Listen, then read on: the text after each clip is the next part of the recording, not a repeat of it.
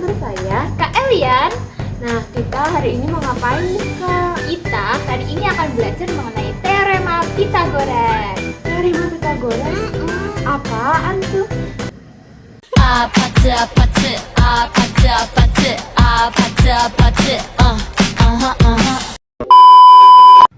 Sesuai namanya, teman-teman, ada nggak sih yang mengira kalau teorema Pythagoras ditemukan oleh ilmuwan bernama Pythagoras?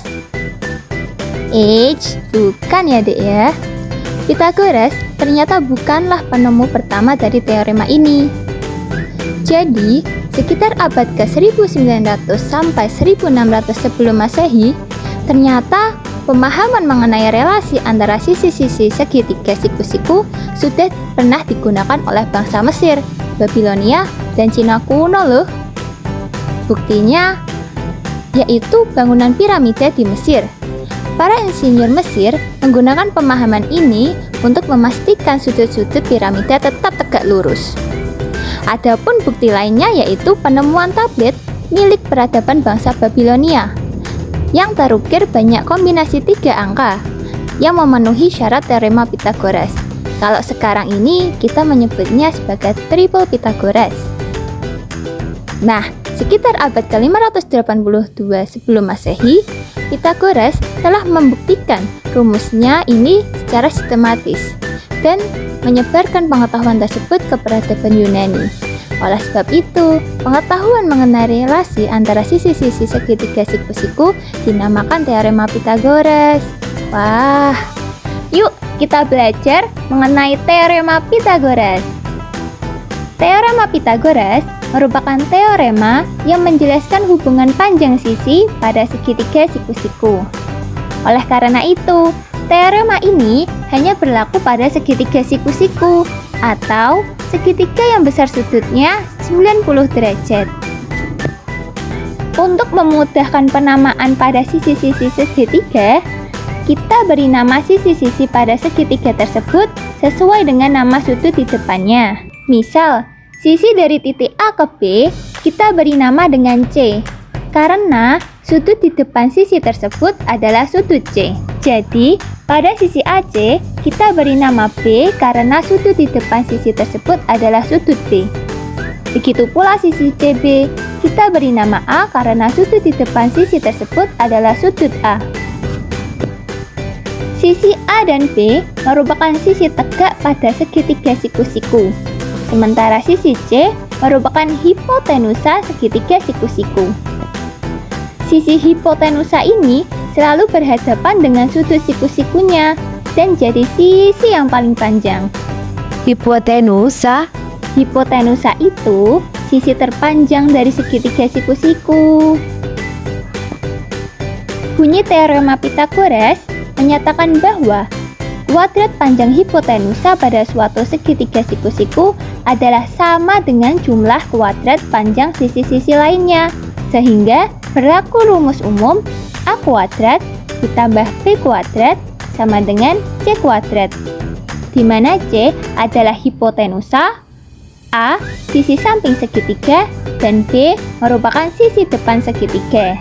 Nah, selanjutnya ada segitiga yang dihasilkan dari teorema Pythagoras dengan simbol sama dengan menghasilkan segitiga siku-siku. Untuk simbol lebih dari maka menghasilkan segitiga tumpul, dan yang terakhir untuk simbol lebih kecil akan menghasilkan segitiga lancip, seperti apa yang sudah tertera dalam video ya teman-teman.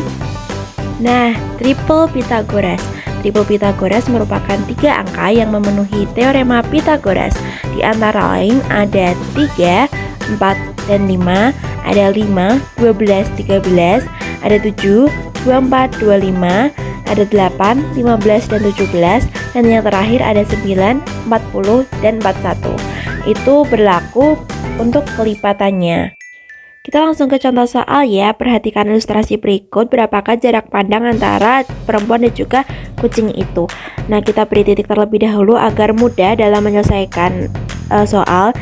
Kita beri titik di mata perempuan, mata kucing, dan juga titik yang sejajar dengan mata perempuan. Setelah itu kita hubungkan semua titik. Apabila diketahui panjang alasnya 15 cm dan tingginya itu 8 cm, berapakah sisi miring untuk jarak pandangnya? Nah, setelah diketahui A-nya sama dengan 8 cm dan B sama dengan 15 cm, kita dapat menggunakan teorema Pythagoras untuk menyelesaikan soal tersebut. Apabila diketahui rumusnya C kuadrat sama dengan A kuadrat ditambah B kuadrat, kita dapat memasukkannya nilai A dan juga B, yaitu 8 kuadrat ditambah 15 kuadrat, menghasilkan C kuadrat sama dengan 64 ditambah 225. Untuk C kuadratnya sama dengan 289. Lalu kita agar sama, kan karena ini yang baru ketemunya C kuadrat, sedangkan kita mencari C saja, bukan C kuadrat. Kita akar di kedua ruas ya, jadi C sama dengan 17. Nah, jadi jarak pandang antara mata perempuan dan juga mata kucing adalah 17 cm. Begitu teman-teman. Untuk membuktikan kebenaran teorema Pythagoras, benar gak sih kalau teorema tersebut hanya dapat ditemukan pada segitiga siku-siku? Dan bagaimana cara menghitung panjang sisi suatu segitiga yang belum diketahui menggunakan teorema tersebut? Nah, teman-teman, coba perhatikan gambar berikut. Dari gambar tersebut, apa saja yang teman-teman lihat? Gambar persegi, gambar kotak-kotak, atau gambar segitiga siku-siku? Dari gambar tersebut, kita misalkan persegi dengan luas 3 kali 3 sama dengan 9 satuan sebagai persegi 1. Persegi dengan luas 4 kali 4 sama dengan 16 satuan sebagai persegi 2. Dan persegi dengan luas 5 kali 5 sama dengan 25 satuan sebagai persegi 3.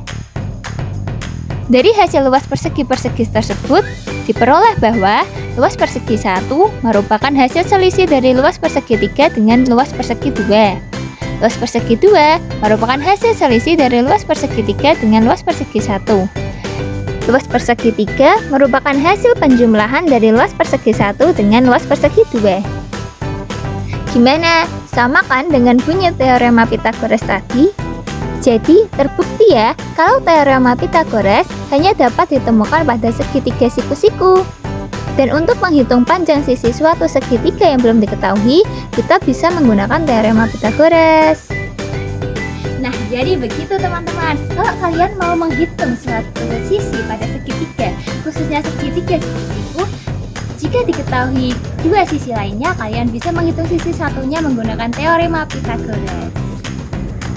Nah, jadi begitu teman-teman mengenai materi teorema Pythagoras. Apabila teman-teman masih belum paham, kami sudah menyediakan latihan soal untuk dikerjakan oleh teman-teman. See you next time teman-teman. Bye-bye.